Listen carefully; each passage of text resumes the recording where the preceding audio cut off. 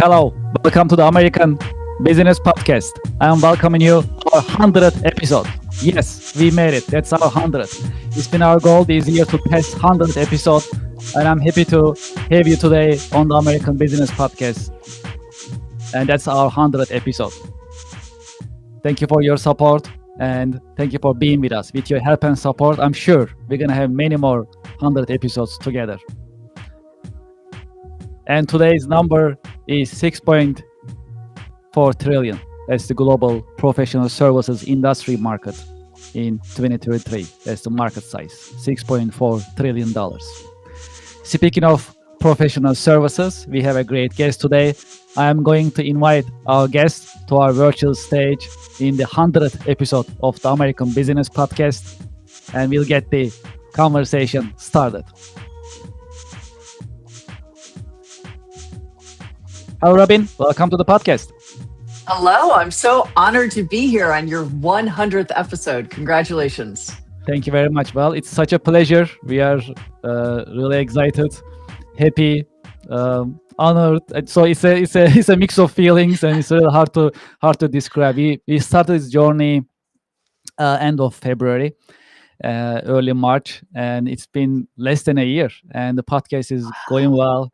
Yes, the business community really welcomed us in so many ways. I'm glad that the content, the informative content that we put together resonated with our audience, and I'm really grateful for the support that we've been getting from our audience, listeners, and experts like yourself. So thank you so much for being with us. Yeah, no, truly grateful. Glad to be here. Thank you. How is your week going so far? Today is Friday. Happy Friday. Today is Friday. It's been a good week. Have been traveling a lot, so it was nice to kind of be at home, kind of in the office, able to focus on work and my clients for a week. Sounds great.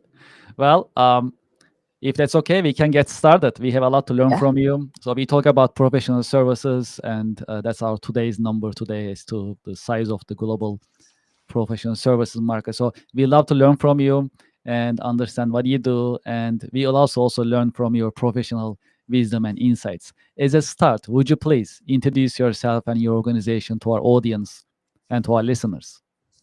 Sure. So I'm Robyn Bolton. I'm the founder and chief navigator at Mile Zero, and I partner with leaders of medium and large companies to turn uncertainty into competitive advantage and revenue growth. And we do that by using all the tools typically associated with innovation, and I embed with them to apply the tool, learn the tools, apply the tools, and get real results for their companies.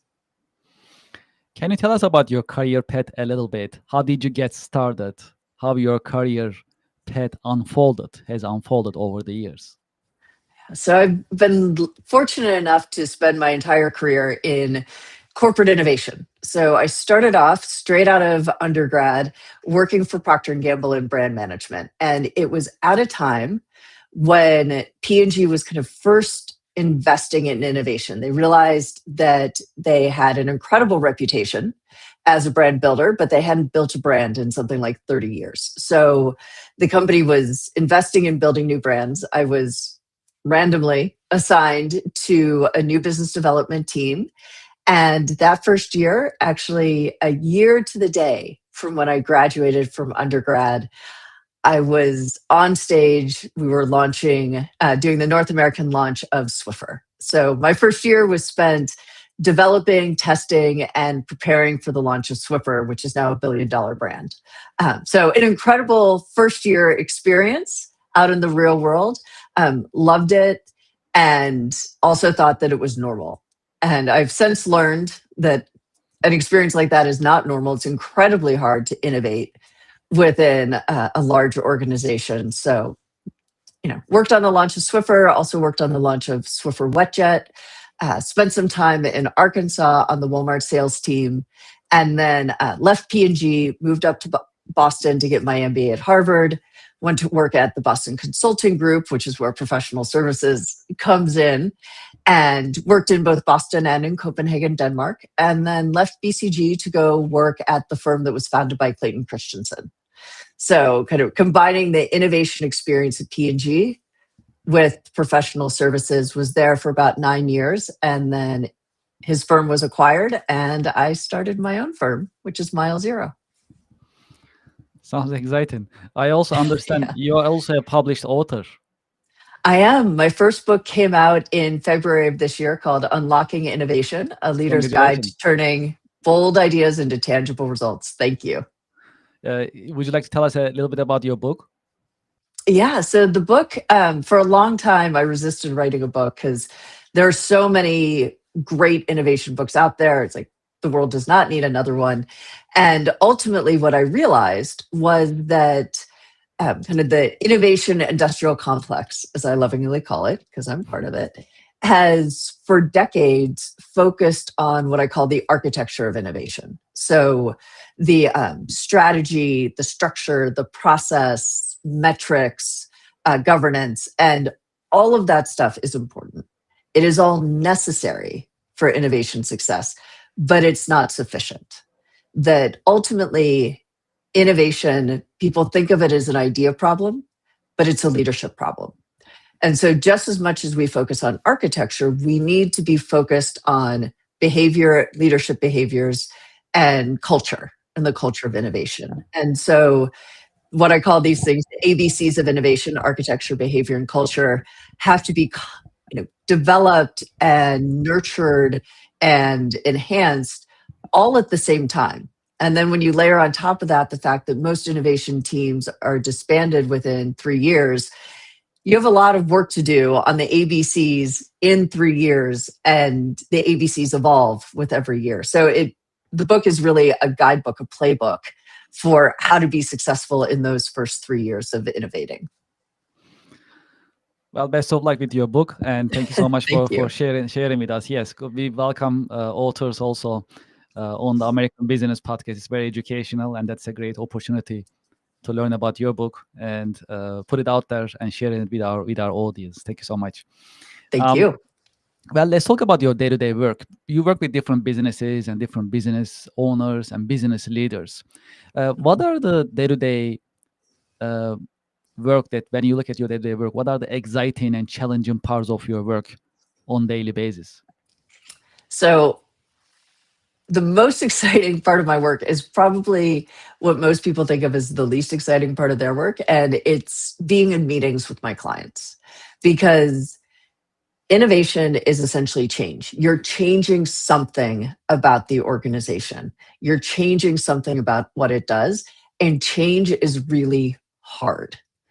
And when I am with my clients, when we're in meetings or when we're in one-on-one conversations, the best part of my job is helping the leaders I work with to navigate those conversations, to navigate the meetings where inevitably something surprising will happen, or something will go wrong, or someone will say no. And all of those very common challenges that come up when you're trying to do something new, how do we respond to them, on the spot? So kind of do on the spot, real-time troubleshooting. And what can we learn from them? And then how do we adjust going forward? So it's a lot of kind of live fire troubleshooting, but also kind of building capabilities so that we can keep moving forward and keep moving forward in a better way than we were moving already. When you look at professional services industry, how do you see the industry overall? What is the state of it? Any challenges that you see in the industry based on your professional observation? Yeah, the professional services industry, like a lot of industries right now, are in a state of full-on classic Clayton Christensen disruption. And so, Clay coined the term disruptive innovation.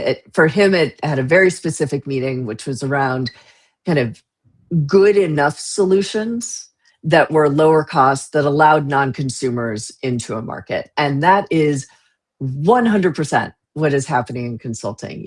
AI has come in. It is free. It is cheap at $20 a month if you have Claude or ChatGPT. It is integrated into the systems we already use. And it is absolutely good enough. So when you think about especially kind of the global consulting firms, very premium priced, now you can, sitting at ChatGPT in a company, you can have Chat do the research and compile a report for you and get a lot of the information that you used to pay a premium for consulting firms to do. Even within professional services, coaching is another aspect of professional services. And people are using Gen AI to coach them. And there are a lot of, very coaching specific AI services that are popping up. So the industry is in a state of absolute disruption that is, I think, going to require us to change our business models. And in 5-10 years, this industry is going to look very different than it does today. Yeah, this is fascinating, and I like to link this conversation to impact of AI. Aside from professional services industry alone, how do you see the impact of AI in general on business? How it is changing the business landscape from your point of view? It is having both a huge impact and no impact. It's kind of, like Schrodinger's cat sort of thing. It is both alive and dead. It is both huge, earth shaking, and not having an impact at all. And what I mean by that is that I think every company, every organization is experimenting with AI. And some are approaching it with, hey, let's just throw AI in and either have people use it and see what happens or replace people with it. And as amazing as Gen AI is right now, it's still an infant. So it's not ready to take over things. It's not ready to replace people. You still have to double check to make sure that it's not hallucinating and making things up and that it's doing things correctly. So when those experiments are run and you don't immediately see the benefit, a lot of companies are like, oh, AI is a bubble. It's a myth. Forget it. We're going back to our own way. So that's where nothing's changing. Other companies are running pilots and saying, actually, how do we rethink what we do to integrate AI into it versus just using it as a replacement? And those companies are seeing incredible results that truly are transforming how they do work. So it's a tale of kind of two different experiences based on the approach the companies are taking. Yes, it's actually interesting you mentioned that. And I had these conversations also with some of my colleagues earlier this week, especially how much to trust AI when you are actually using it, utilizing it, to what level, Yes. and how to put the guardrails to make sure you are getting the right information. There are Yes. many different industries utilizing it, and it's very interesting that some of them are really, just to your point, just to support your point, some of them really just utilizing it all the way, but they always put guardrails. Mhm. Some of them I see they just surrendered AI. They're just saying that, hey, Yeah. this is AI just taking over our industry. They just just raise the white flag. So it's a mix of things. So it's really Yes. happening in that sense, the impact of AI. So I'm glad that we got your insights as well in that sense. Yeah. No, I use AI every single day, but I also refer to it as my idiot summer intern, where most of the times it's screwing I like something it. up, but every so often it says something brilliant that I had never thought of before. Yes, and I was actually, I use it also myself on pretty much on daily basis for different things, but just to your point, you gotta always double check. And I like, it's always I'm talking about LLMs, of course, here, but then Yes. I'll just just when you criticize it, I like it is answers. Like I say like, this is a horrible response. Why would you say that? Well, that's a great point, Kevin. Let me address that. And the conversation is always upbeat and positive. So Yes. it's amazing, They're like, amazing I'm how they. so sorry. And I'm like, well, then fix it. Don't do it again. And then it immediately does it again. I'm like, then you're not sorry. And I'm like, I'm arguing with a machine. That's true. At the end of the day, it's actually a piece of software, right? Yeah. Fundamentally, and it's utilizing different databases, for us to basically make the most of it. That's actually how it Mhm. is. But it's evolving, so we're gonna keep Yes. seeing the impact of it in business. That's for sure. Yes, definitely. Well, for businesses, especially in times of crisis and uncertainty, what is the best way for companies to address these and survive crisis and uncertainty in economy?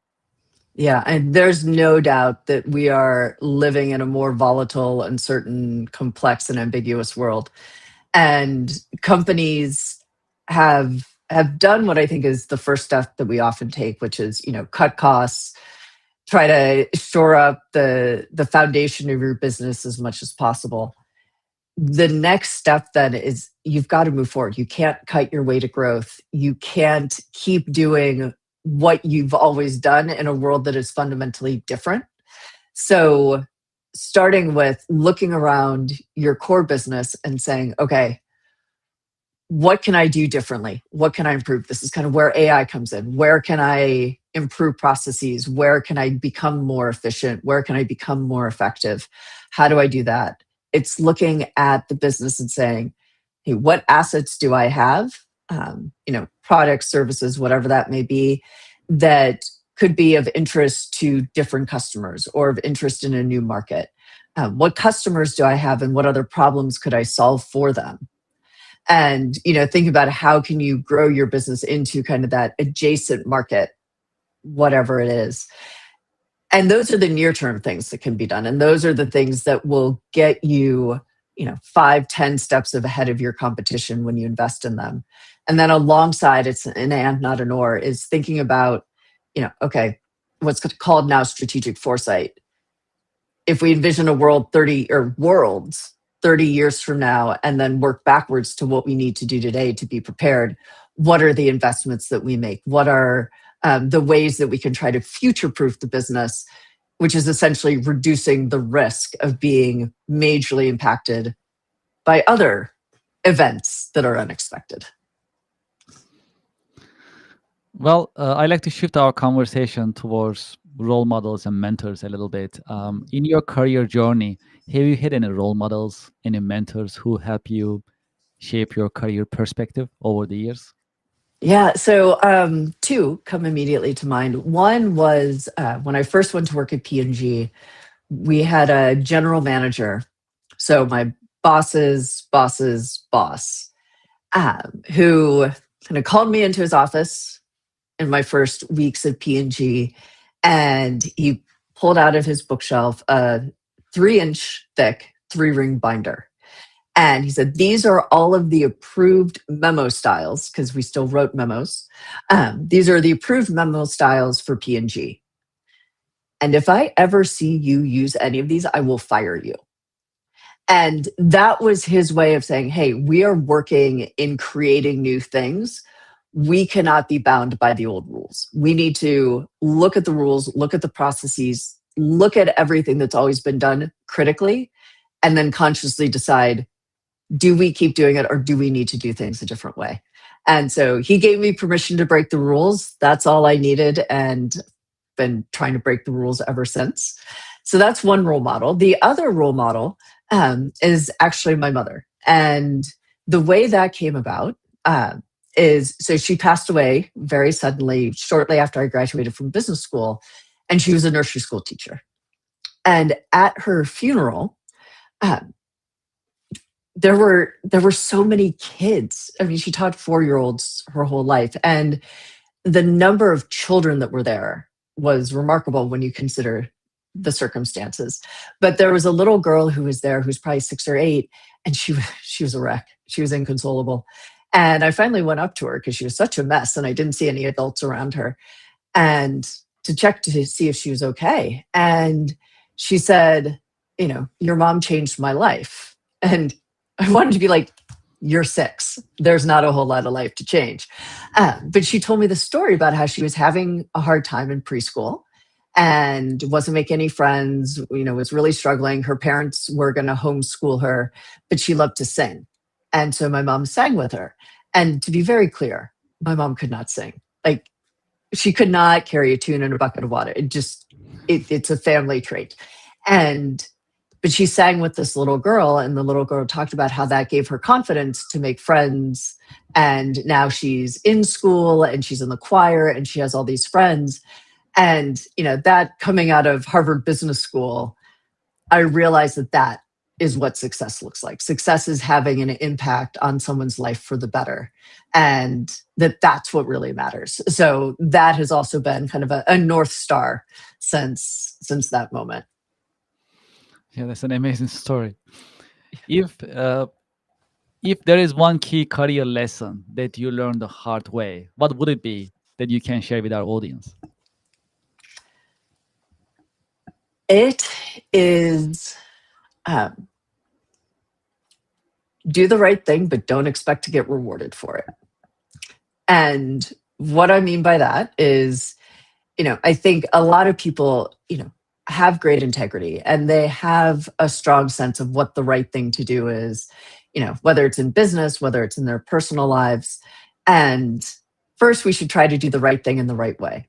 And sometimes that's kind of where we mess up. And I certainly have where, I've seen very clearly what the right way to do something is. And then I go about it in totally the wrong way and alienate people and ruffle feathers and all that. And that creates problems. So, but even if you go about trying to do the right thing in the right way, odds are you're going to upset somebody. Because if it were easy to do the right thing, it'd already be happening. So you're probably changing something, breaking something. Probably somebody feels threatened by what you're doing. And you won't always get rewarded for doing the right thing. And so you have to kind of, take a deep breath and decide like, hey, even though this seems to me like the obviously right thing to do, this seems like the right way to do it. You also have to know that you're taking a risk and that risk may not work out in your benefit, and then kind of make the choice from there. That's the choice. Yes, absolutely. Absolutely. I love it. Well, what are your biggest passions and interests outside of work? So one of them is I love to build Lego. I built Lego as a kid, kind of rediscovered it. Both my husband and I build Lego, and I'm intentionally using the word build Lego instead of play with Lego because we buy the kits and we build the kits. And so many people, rightfully so, associate Lego with creativity. I love the fact that it is the exact opposite of my life and that I can sit down with a book and know that I put this rectangle on top of this rectangle and that by doing that, I will get this outcome. And so it is absolute certainty if done correctly. And I love that. It's kind of like this Zen process of building a kit. So I love Lego. And I grew up in the Cleveland area. And so I am a very passionate Cleveland Guardians baseball fan. And as I say, I firmly believe, it's getting harder and harder, but I firmly believe that they will win a World Series in my lifetime. And I just may have to live longer than I thought I would to see that happen. Yes, baseball is something that I started learning in the last 10 years. So I'm a New York Mets fan. So I'm also learning myself in terms of, anything can happen in baseball. That's what I learned over, just all these 3 hours of game that you are watching. So there's always a possibility. You never turn the game off or leave the game before the final out is recorded because you're right. Anything can happen. Yes, that's true. So regarding the Lego, so I had a chance to go to the Lego store in the city, in New York City. And they have a big store, flagship store on Fifth Avenue and 23rd Street. Yeah. So I had a chance to go there. I had a little bit time. I was going to have a meeting. And then I went there. And then to your point, it's very detailed, the way that they design it. And I took like a two laps there easily, very detailed, especially Star Wars. When I saw that, it was amazing. Is there any favorite one that you put together within the family? So we do have some of the big Star Wars sets. I will say building the Millennium Falcon nearly killed me. It was like 5 days of just gray bricks. So that was tough. Oh my God, yes. That's so much fun though. It's so much fun. And my favorite is they have what's called modular building. So it's city sets. And, you build something like the the town hall, but each floor is incredibly detailed internally, and it all comes together to tell a story of what's going on in the town hall and the hijinks the Lego characters are getting into. So I Wow. love that, the detail of it, but then also the story element. Yes, amazing how they come about Lego as a company. I think they are from Denmark originally. They are. They're They are, from right? Denmark. And in Yes. this time, in the age of AI and technology, and I mean, look at this. I mean, they are just here to stay, and they are Yes. evolving. That's also Yes. amazing Yeah. as It's an amazing how organization. they're evolving and how thoughtful they are about what comes next and what the future of play looks like. Amazing. Well, if you had a chance to go back history, personally or historically, to what time period would you like to go back, and why? So there's admittedly some recency bias in this, but I would like to go back to probably 1774, 75, 76, when our founding fathers were getting together and figuring out how to separate from England, whether they should or not. And then as they were putting together the founding documents of this country, the Declaration of Independence, but certainly the Constitution. And, what were they thinking? What were they debating? What was their intent and hope for this country? I would love to be able to sit in on those conversations. Yes, that's amazing to think about. Well, for sometimes at work, things are not going so well. Sometimes we have challenges. Sometimes we have hardship. Uh, we need to address it. So, in times of hardship and challenges at work, how to stay motivated and inspired? Mhm. So first off, acknowledge that it is totally normal to be demotivated and not inspired. It's okay. We're human. Humans go through ups and downs. To the extent that you can, try to find silver linings. The great lunch conversation you had with a friend, or the funny thing that happened in the meeting. Um, but I would say also, especially this time where, people feel less engaged, less inspired than ever, it's also okay to find your happiness and your joy outside of work. Now is the time to kind of tap into your interests, your hobbies, to take chances.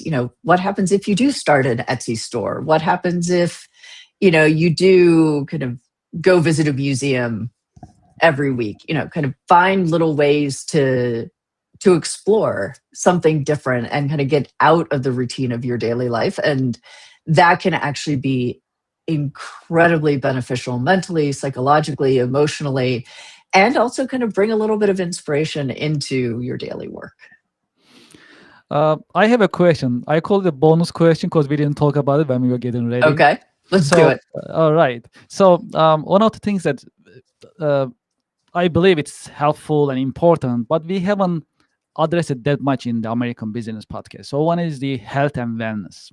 So, as professionals, we work hard, sometimes long hours, many hours, and away from the family. Even if you work from home, you need to focus on to the work that you are on to work that you are working on. So, can you tell us your insights about the importance of health and wellness as from professional point of view? How why it is important, how we should do it, based on your experience so far over the years. Yeah. So, I was never good about it early in my career. I had that drive of like always have to be working, and then eventually, um, your body crashes. You get sick, or something even worse than getting the flu occurs.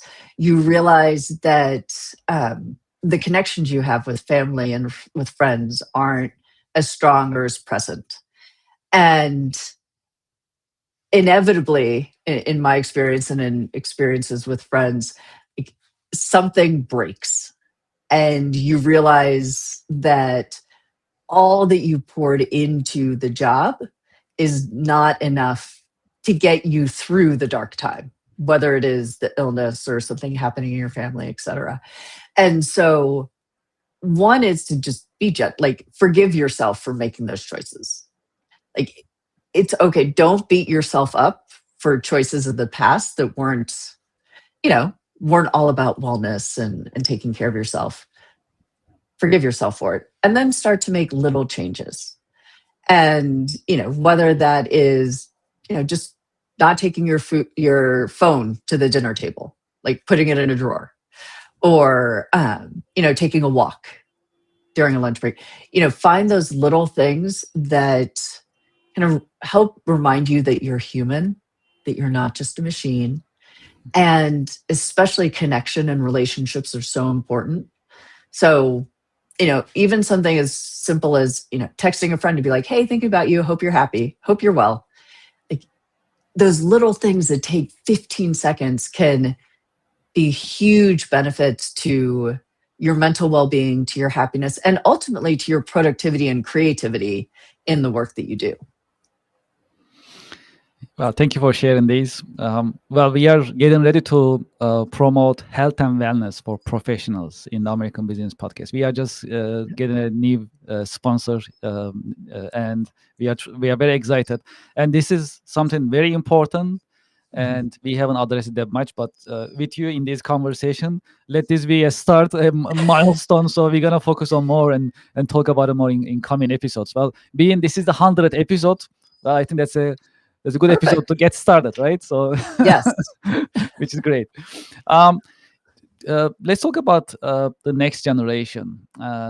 So new graduates coming in, they are trying to get into the job market, and it's getting difficult to get an entry-level job for different reasons. AI is one of them, and some other reasons.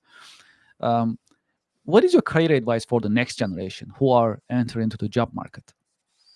Yeah. So, one, know that a career is a long, long, long time, longer than you can imagine right now. And I say that because I remember coming out of undergrad and feeling like the decision I made, whatever my first job was determining the rest of my life. And yes, it's been highly influential. Yes, it did make a big difference in my life. But also, I know a lot of people who their first job was their first job, and then they've gone on to do totally different things. So just know a career is long. You are not, whatever happens in your first job does not seal your fate. It is really, really hard for everyone, but especially coming out of school. The way you get jobs has changed.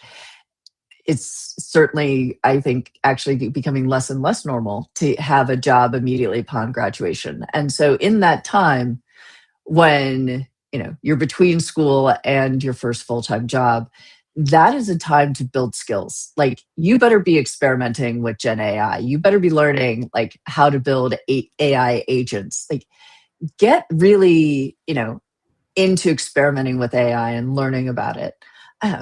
Also, kind of all of those hobbies or those side quests, as I think folks call them now, like, see what you can do with them. Can you turn it into a business? Can you turn it into a side gig?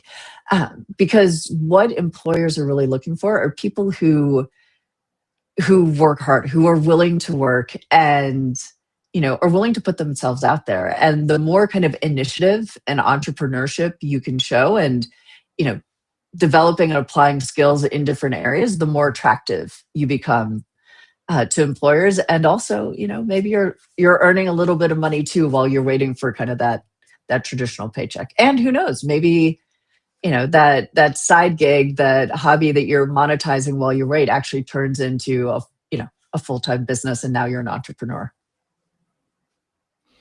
For those who like to continue this conversation, who like to be in touch with you, what is the best way to be in touch with you, as well as to learn more about your company and services? Yeah, so definitely go to my website, milezero.io. You can drop me a note there. You can schedule a call. And I'm also on LinkedIn. So you can just search for me on LinkedIn and send me an invite, drop me a note, and we can definitely continue the conversation. Robyn, thank you so much for being with us in your busy schedule. It was a great conversation. in our 100th episode, which is a milestone for us. We are very, very excited today. So this is Yes. great that we had you today on the American Business Podcast. Thank you very much for your time. Thank you for sharing your professional wisdom and insights with us. And we should have you again in the future on the American Business Podcast. We can talk about many Great. different subjects for our audience to learn from you. Thank you so much. Yeah. Thank you. And looking forward to the next 100 episodes. Appreciate it. Thank you very much. Have a great weekend. You too. Thank you. Well, to our audience and to our listeners, I hope you like today's episode. Well, first of all, today is the 100th episode, right? That's special.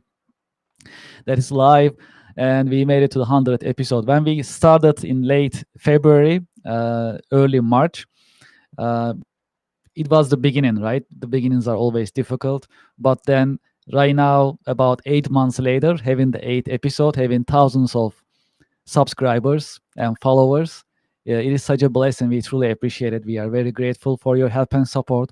And when we started this podcast, we started it for you. We wanted to create this educational platform. And so far, I'm very happy to see that it is coming and is growing with your help and support. And our goal is to reach out to millions of followers, supporters, and audience. That is our goal in the American Business Podcast. And 100th episode is great. We are very happy, and with your help and support, I'm sure we're gonna have many more hundreds together as a community. Consider the American Business Podcast as your business community. We are your friends, we are your colleagues, and we are here to grow with you together in this competitive marketplace, and we can make it. If you'd like to be a guest in the American Business Podcast, you can send us an email, americanbusinesspodcast@gmail.com. We are very responsive. When you send us an email, you get a response within 24 hours, and we love to hear from you. Also, as I mentioned earlier, we are getting new sponsors, supporters, and advertisers to the American Business Podcast. We are really grateful for your support, and we are grateful for our sponsors as well. For advertising and sponsorship inquiries, you can also send us an email, americanbusinesspodcast@gmail.com.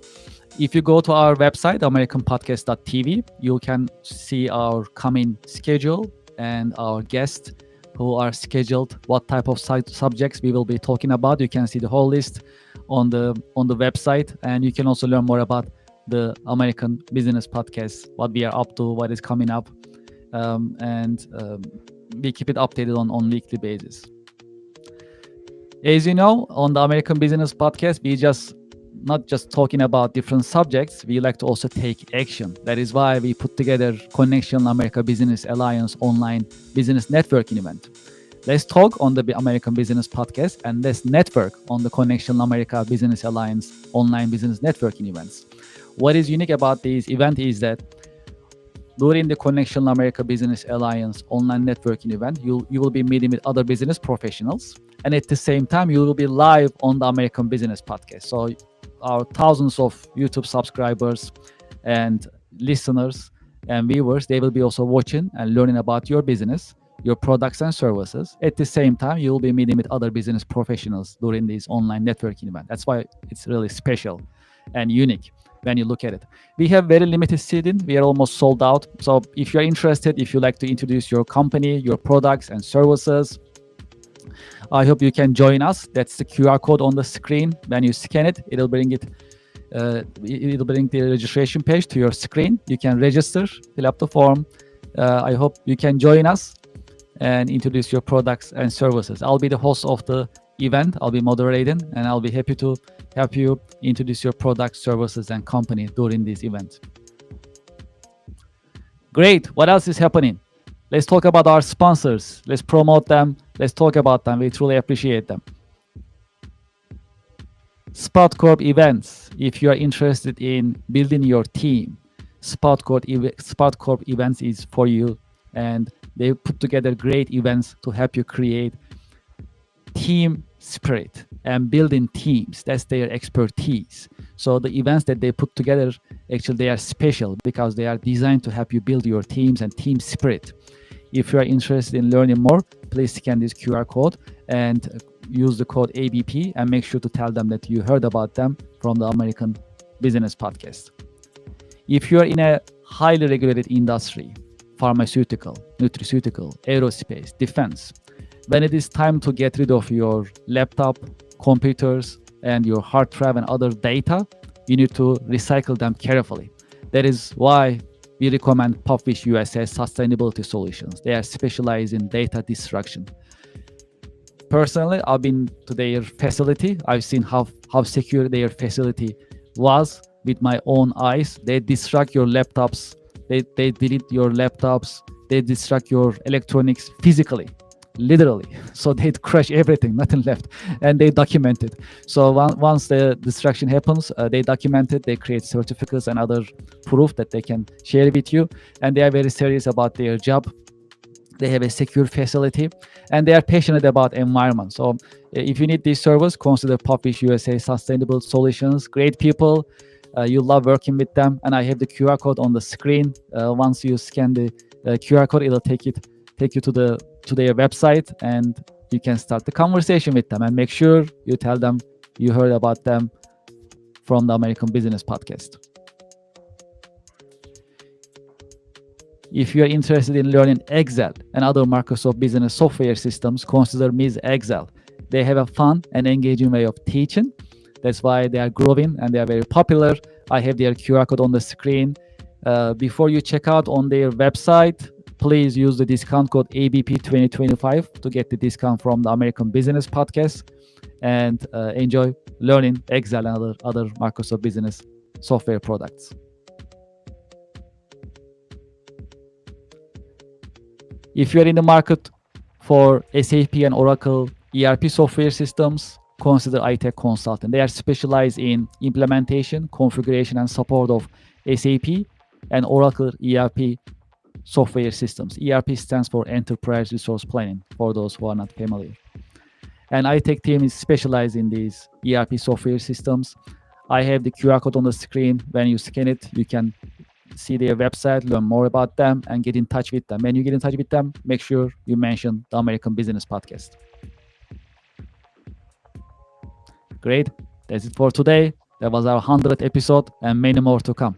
Thank you very much for your support. Thank you for being with us. And it's a pleasure to bring you the American Business Podcast, the voice of American business. Thank you very much, and have a great weekend.